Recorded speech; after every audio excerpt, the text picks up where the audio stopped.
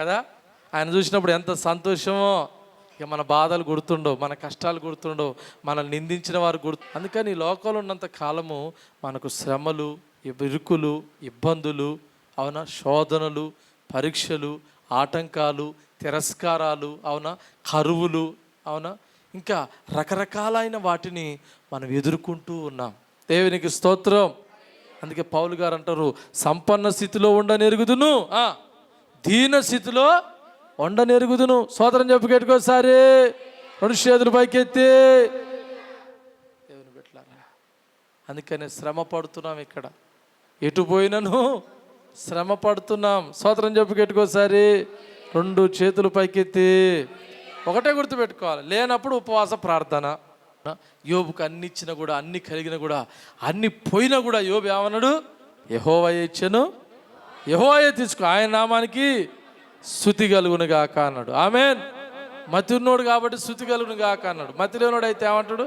ఏళ్ళు పెట్టి చూపెట్టొద్దు అంట. ఇగో ఆయన అట్లా అంటాడు, ఈమె ఇట్లాంటిది. నీకేం పని? నీకేం పని? నీకేం పని? వేరే వాళ్ళ గురించి మనకేం పని? పక్కలకు షేకండి చెప్పండి. నీకేం పని? నీకు ఇంకేం పని లేదా?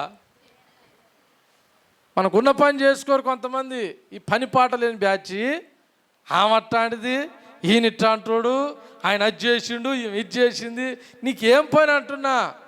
నేను అంటాను, అసలు నీ మార్గం ఎట్టుందో చూసుకో. స్తోత్రం చెప్పుకెట్టుకోసారి. హలో చెప్పు. యోబు గారు రొమ్ములు బాదుకొని బూడిద చేసుకుంటుడు మీద. ఆయన దూరిలో పడి పొరలాడుతుండంట. ఎందుకు పొరలాడుతుండు చెప్పండి? ఎందుకు పొరలాడుతున్నావు? అయ్యా, నాలో ఏమైనా లోపం ఉంటే క్షమించు నాయన. స్తోత్రం చెప్పుకెట్టుకోసారి.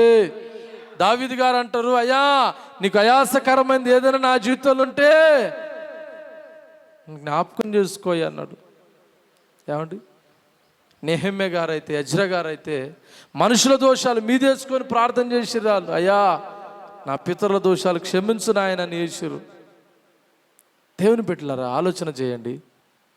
నీచమైనది ఏదో మనం గుర్తుపట్టగలగాలి. దేవుని స్తోత్రం. చెడ్డదేదో మనం గుర్తుపట్టగలగాలి. మన దేవునికి అసహ్యమైనది ఏదో గుర్తుపట్టగలగాలి.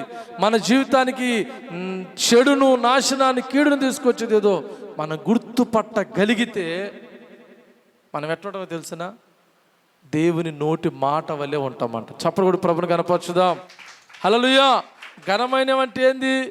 దేవునికి ఇష్టమైన, నీకు ప్రయోజనకరమైనవి. దేవుని స్తోత్రం. ఆయనను సంతోషపెట్టేయి, నిన్ను సంతోషపరిచేయే.